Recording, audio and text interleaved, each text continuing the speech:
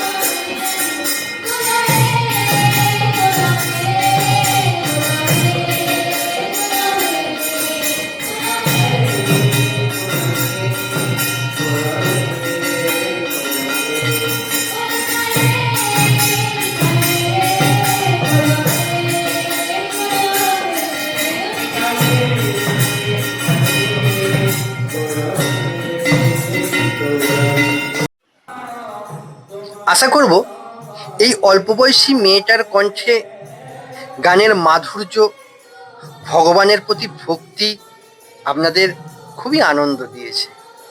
চলুন না ভগবানকে দর্শন করি এবং এই ভগবানের মন্দিরের চারপাশের দেওয়ালে যে চিত্রপটগুলো আছে সেগুলো আমরা দর্শন করি।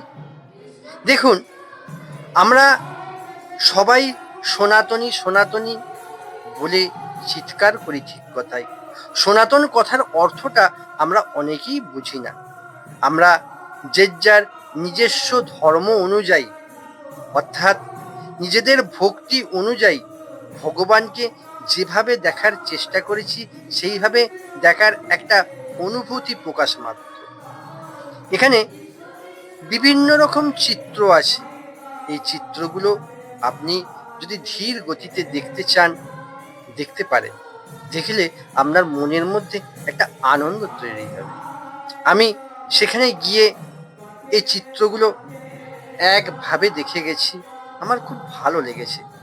দেখুন, ভগবান কিছু নেই আমরা অনেকেই বলি, কিন্তু আছে এটারও প্রকাশ পায়। তা বিভিন্ন রকম জায়গায় তিনি যা যা লীলা করেছেন সেই লীলাক্ষেত্রগুলো এই চিত্রর মাঝপথে আমরা দেখতে পাই। তা আমরা তো নিজেরা দেখিনি, আমরা গল্পে শুনেছি। সেই গল্পের চিত্রগুলো দেওয়ালে খোদাই করা আছে। দেখুন, খুব ভালো লাগবে।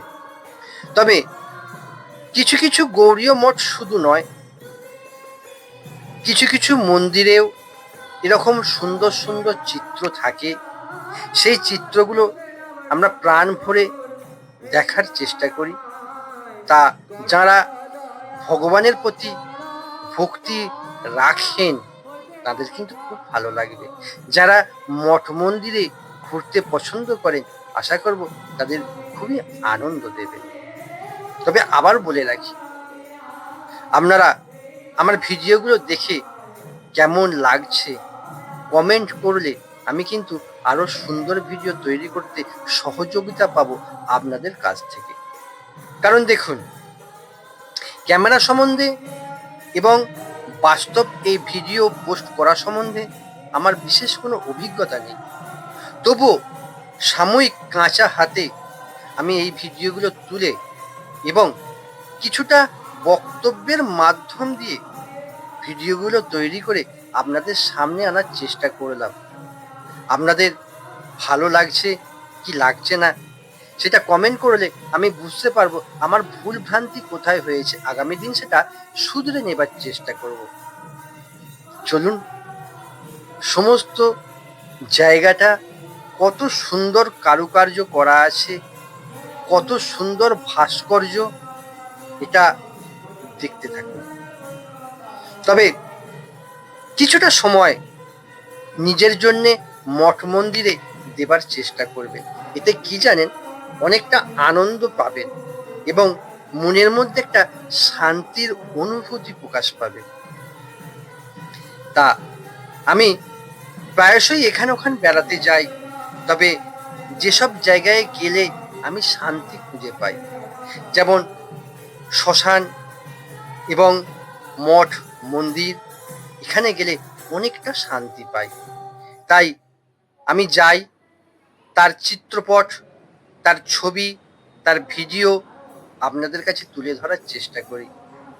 আমি যতটা শান্তি পাচ্ছি আপনারা দেখে ততটা শান্তি পাবেন কিনা ঠিক বলতে পারবো না, কারণ সবার মন তো সমান নয়। আসামে গিয়ে অনেক খুঁজে আমি এই গৌড়ীয় মঠের সন্ধান পেয়েছিলাম। আমি কামাখ্যায় গিয়েছিলাম, আনন্দ করেছি, কিন্তু এই গৌড়ীয় মঠের সন্ধান পেয়ে এখানে গিয়ে এখানেও অনেকটা আনন্দ ভাগ করে নিয়েছি। কামাখ্যায় অনেক কিছুই আছে, সবকিছু সম্ভব নয় দেখা। দেখুন, আজকে এই প্রভু কাছে রোজ এই মঠ মন্দিরে কি হয় সেটা আপনাদের দেখাবার চেষ্টা করলাম। কত ভক্ত সমাগম হয় দেখুন, এবং শুধু ভক্ত সমাগম নয়, কত সুন্দরভাবে এখানে সাধন ভজন হয়। আপনারা দেখতে থাকুন, ভালো লাগবে।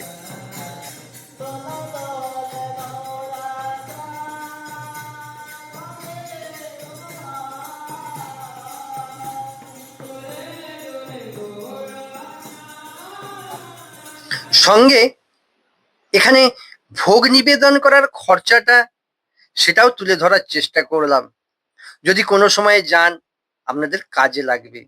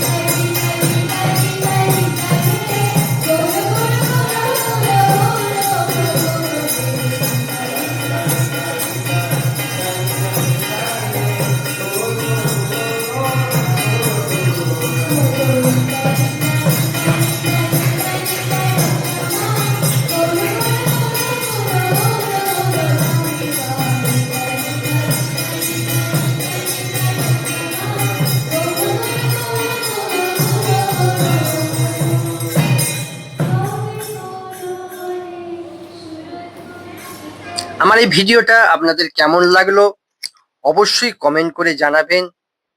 আপনাদের ভালো থাকা এবং সুস্থতা কামনা করলাম। আর একটা কথা বলে রাখি, সময় একটু মঠ মন্দিরে দেবেন, দেখবেন মনের মধ্যে খুব আনন্দ পাবেন।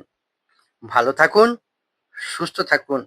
আজ এই পর্যন্তই ভিডিওটা শেষ করার চেষ্টা করলাম, এবং কমেন্ট করে অবশ্যই জানাতে ভুলবেন না আমার ভিডিওটা আপনাদের কেমন লেগেছে।